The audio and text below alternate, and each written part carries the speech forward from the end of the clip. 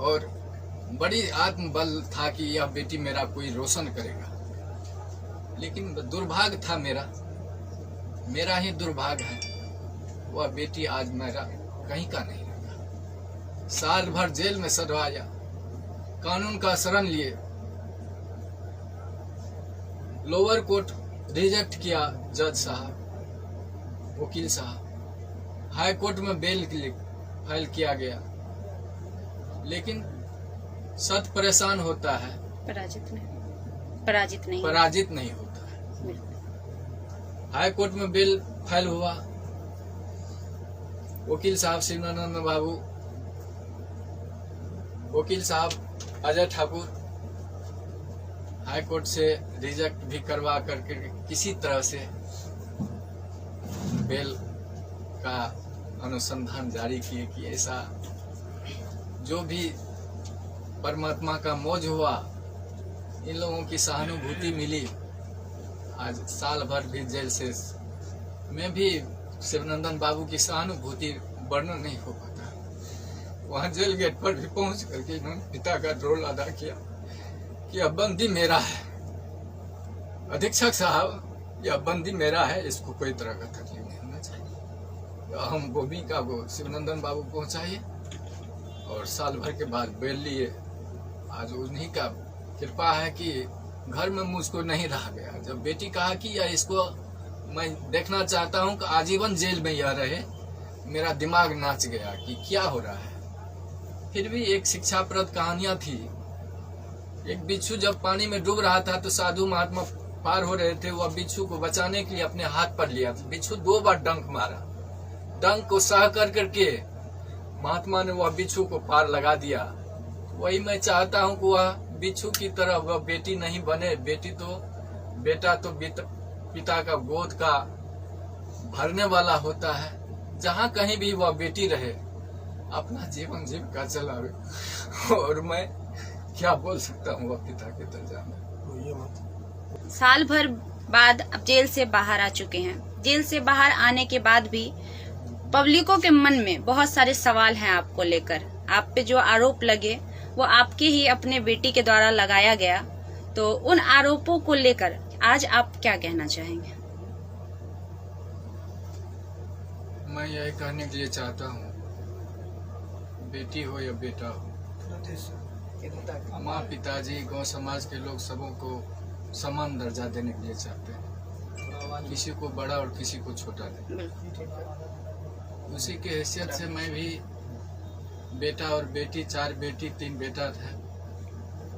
2 तो छोटा छोटा है। 3 बेटी का शादी जमीन सुध भरना लगा करके कुछ शादी कर सल्टा देते। चौथा में ये थी। मन में जिज्ञासा था कि अच्छा ढंग से इनका भी शादी करें, लेकिन परिस्थिति डाउन होती। उस परिस्थिति लेकर के जिद भी कर दी कि मैं ग्रेजुएशन करूंगी तब पिताजी मेरा शादी कीजिएगा। भरोसा दिलाई, सहानुभूति हुआ। अच्छा शिक्षा की ओर झुकाव है तो थोड़ा और सहानुभूति दे करके क्रेडिट लोन विद्यार्थी क्रेडिट लोन ले करके इनको ग्रेजुएशन करवा देते हैं। शिक्षा का विनाश नहीं होता है। मैं यही चलते उन पर सहानुभूति रखा और जहाँ जहाँ सोचे साइड बिजनेस थोड़ा लगा देते हैं, जीविका से जुड़ा दिए। गौ समाज में 10 समूह चलाएगी, उससे जो होगा आगे विकास, बुद्धि भी विकास उनका होगा। सेप्स ऑफ कंपनी से भी जोड़ा दिए थे। वहाँ जहाँ जहाँ अररिया मीटिंग होता था, पूर्णिया मीटिंग होता था, गाड़ी ड्राइव कर करके इस अवस्था में उस बेटी को हमने पहुँचा। और बड़ी आत्मबल था कि यह बेटी मेरा कोई रोशन करेगा। लेकिन दुर्भाग्य था मेरा ही दुर्भाग्य है, वह बेटी आज मेरा कहीं का नहीं रहा। साल भर जेल में सड़वाया, कानून का शरण लिए, लोअर कोर्ट रिजेक्ट किया जज साहब, वकील साहब, हाई कोर्ट में बेल फाइल किया गया, लेकिन सत परेशान होता है, पराजित नहीं होता है। हाई कोर्ट में बेल फाइल हुआ, वकील साहब शिवानंद बाबू, वकील साहब अजय ठाकुर, हाई कोर्ट से रिजेक्ट भी करवा करके किसी तरह से बेल का अनुसंधान जारी किए कि ऐसा जो भी परमात्मा का मौज हुआ, इन लोगों की सहानुभूति मिली। आज साल भर भी जेल से में भी शिवनंदन बाबू की सहानुभूति वर्णन नहीं हो पाता। वहां जेल गेट पर भी पहुंच करके इन्होंने पिता का रोल अदा किया कि अब बंदी मेरा है, अधीक्षक साहब यह बंदी मेरा है, इसको कोई तरह का तकलीफ नहीं होना चाहिए। हम भूमिका को शिवनंदन बाबू पहुंचाइए और साल भर के बाद बेल लिए। आज उन्हीं का कृपा है कि घर में मुझको नहीं रहा गया। जब बेटी कहा कि यह इसको मैं देखना चाहता हूं कि आजीवन जेल में यह रहे, मेरा दिमाग नाच गया कि क्या हो रहा है। फिर भी एक शिक्षाप्रद कहानियां थी। एक बिच्छू जब पानी में डूब रहा था तो साधु महात्मा पार हो रहे थे, वह बिच्छू को बचाने के लिए अपने हाथ पर लिया। बिच्छू 2 बार डंक मारा, डंक को सह कर करके महात्मा ने वह बिच्छू को पार लगा दिया।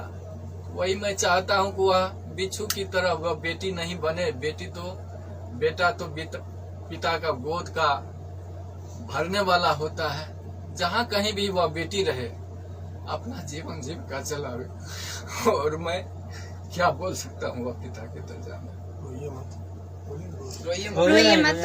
ऐसा नहीं है कि समाज के सारे लोग सिर्फ आपको ही आरोपी के नजर से देख रहे हैं। कहीं ना कहीं दूसरे वर्ग के लोग ऐसे भी हैं जो आपकी बेटी को भी आरोपी के तौर पे देख रहे हैं, क्योंकि गलती की शुरुआत कहीं ना कहीं आपकी बेटी से होती है, अगर शुरू से देखा जाए पूरा मामला का तो। लेकिन जैसे ही आपके आते ही एक बार आरती ने फिर से सवाल शुरू कर दिए, तो आरती के लिए आज आप क्या कहेंगे? वो आरती की मर्जी है, जो करा।